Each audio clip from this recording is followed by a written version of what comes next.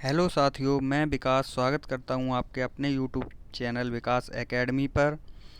और ये GS GK की सीरीज का 5वां वीडियो है। इससे पहले के वीडियो अगर किसी ने नहीं देखे हैं तो डिस्क्रिप्शन बॉक्स में लिंक दिया है, वहां से वीडियो देख सकते हैं। आगे बढ़ते हैं। चैनल को सब्सक्राइब करें यदि किसी ने भी चैनल को सब्सक्राइब नहीं किया है, और बेल आइकन को अवश्य दबा लें जिससे कि मेरे आने वाले प्रत्येक वीडियो का आपको नोटिफिकेशन मिल सके। बढ़ते हैं प्रश्न की तरफ। तो वीडियो नंबर 4 का एक प्रश्न था, प्रथम सर्च इंजन एर्ची के संस्थापक कौन थे? तो इस प्रश्न का सही आंसर है आपका एलन एमटेज। जो उस वीडियो में गलत क्वेश्चन आंसर बत गया था, वहाँ पे एमटेज की जगह पे मस्क लिखा था। तो इस प्रश्न को सही कर लेंगे सभी लोग। इस प्रश्न का सही आंसर हो जाएगा एलन एमटेज। बढ़ते हैं नेक्स्ट प्रश्न की तरफ। तो इस वीडियो का पहला प्रश्न है, सेव में कौन सा अम्ल पाया जाता है? सही आंसर हो जाएगा मैलिक अम्ल। मैलिक अम्ल होता है वो सेव में पाया जाता है। बात करें फॉर्मिक अम्ल की, तो फॉर्मिक अम्ल चींटी और मधुमक्खी के डंक में पाया जाता है। फॉर्मिक अम्ल चींटी और मधुमक्खी के डंक में पाया जाता है। आगे बढ़ते हैं। दूसरा प्रश्न है, बाबर ने किस युद्ध में सर्वप्रथम जिहाद का नारा लगाया था? तो बाबर ने सर्वप्रथम किस युद्ध में जिहाद का नारा लगाया था? इस प्रश्न का सही आंसर है खानवा के युद्ध में। बढ़ते हैं अगले प्रश्न की तरफ। एक्स्ट्रा पॉइंट की बात करें तो एक्स्ट्रा पॉइंट में जो खानवा का युद्ध था, यह युद्ध राणा सांगा के विरुद्ध बाबर और राणा सांगा के बीच 17 मार्च 1527 ईस्वी में लड़ा गया था। सभी लोग याद रखेंगे, खानवा का युद्ध 1527 ईस्वी में लड़ा गया था। अगला प्रश्न है, एंटीमनी का रासायनिक प्रतीक क्या है? एंटीमनी की बात करें तो इसका रासायनिक प्रतीक होता है एस बी। ऑप्शन सी सही हो जाएगा, एस बी। अगला प्रश्न है, आइंस्टीन का समीकरण क्या है? आइंस्टीन के समीकरण की बात करें तो आपका सही आंसर हो जाएगा ऑप्शन सी, ई बराबर एम सी स्क्वायर आपका आइंस्टीन का समीकरण है। ये ई बराबर वी सी स्क्वायर है, यहाँ टाइपिंग मिस्टेक है, और इसमें एम बी स्क्वायर है। सब में ये जितने भी दो लिखे हैं ये स्क्वायर के रूप में हैं। बढ़ते हैं आगे। क्वेश्चन नंबर 5 है आपका, श्रीलंका का राष्ट्रीय खेल क्या है? श्रीलंका के राष्ट्रीय खेल की बात करें तो श्रीलंका का राष्ट्रीय खेल है वॉलीबॉल। एक्स्ट्रा पॉइंट की बात करें तो एक्स्ट्रा पॉइंट में सभी को पता ही होगा, हॉकी भारत का राष्ट्रीय खेल है, क्रिकेट इंग्लैंड और ऑस्ट्रेलिया का राष्ट्रीय खेल है, टेनिस की बात करें तो टेबल टेनिस चीन का राष्ट्रीय खेल है।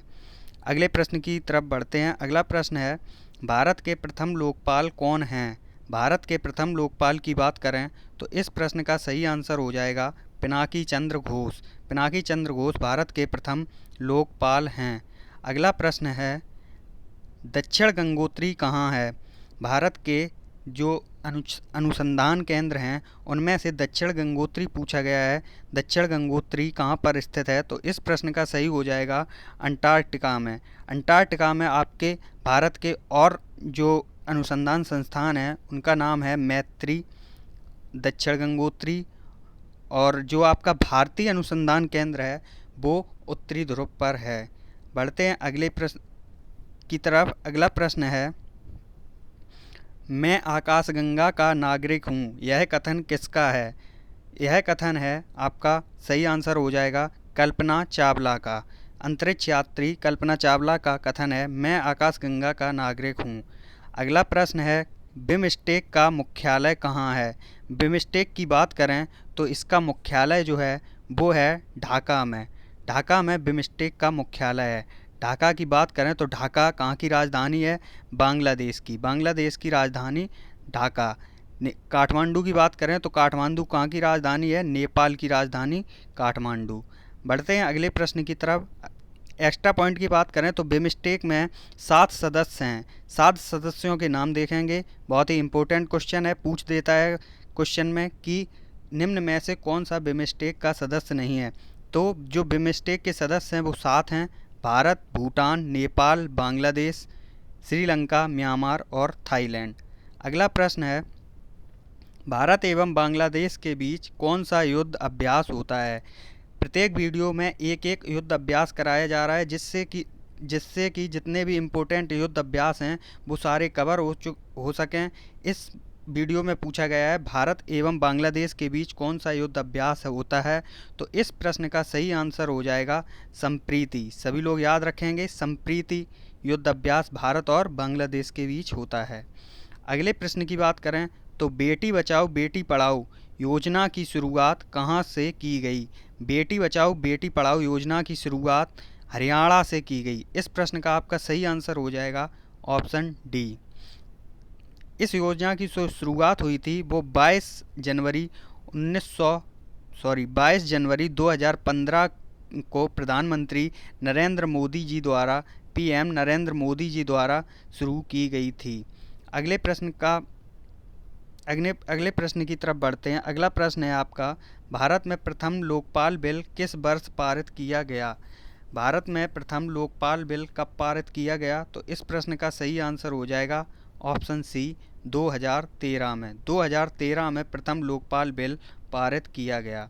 अगले प्रश्न की तरफ चलते हैं। अगला प्रश्न है, सूफी संतों की कब्र को क्या कहा जाता है। सूफी संतों की कब्र को क्या कहा जाता है, तो इस प्रश्न का आपका सही आंसर हो जाएगा दरगाह। दरगाह कहा जाता है सूफी संतों की कब्र को। अगला प्रश्न है,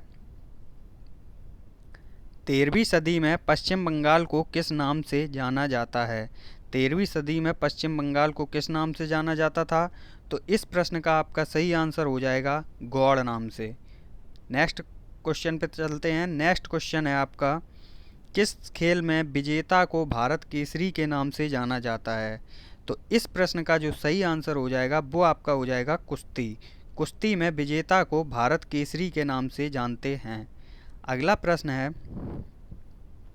भारत के प्रथम अंतर्राष्ट्रीय हॉकी एम्पायर होने का श्रेय किसे दिया जाता है। प्रथम अंतर्राष्ट्रीय हॉकी एम्पायर जो भारत के थे वो उनका नाम पूछा है।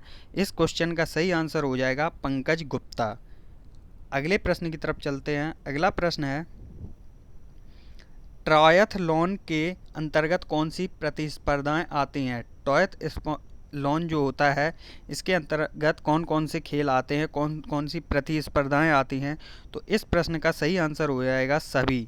तैराकी, साइकिलिंग और दौड़ तीनों ही ट्रायथलॉन के अंतर्गत आती हैं। नेक्स्ट क्वेश्चन पे चलते हैं। नेक्स्ट क्वेश्चन है, टाई ब्रेकर शब्द का संबंध किस खेल से है। टाई ब्रेकर की बात करें तो इस शब्द का संबंध किस खेल से है, तो सही आंसर हो जाएगा हॉकी से।